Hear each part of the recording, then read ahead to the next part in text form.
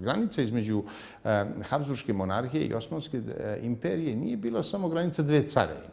Ona je bila granica i dve civilizacije i dva poimanja sveta i u izvesnom smislu narod koji se prelivao sa obe strane bio je na mnogo većim iskušenjima nego recimo neki drugi narodi koji su živjeli u dubokoj pozadini jedne od tih imperija.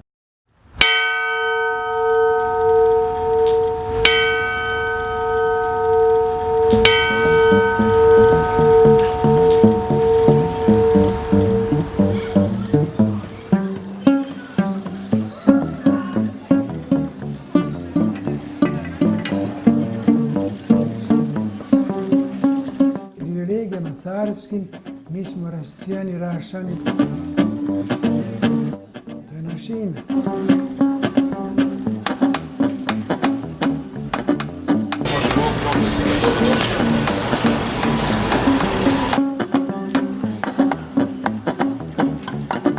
To je bilo vreme kad su se dva carstva valjala preko nas.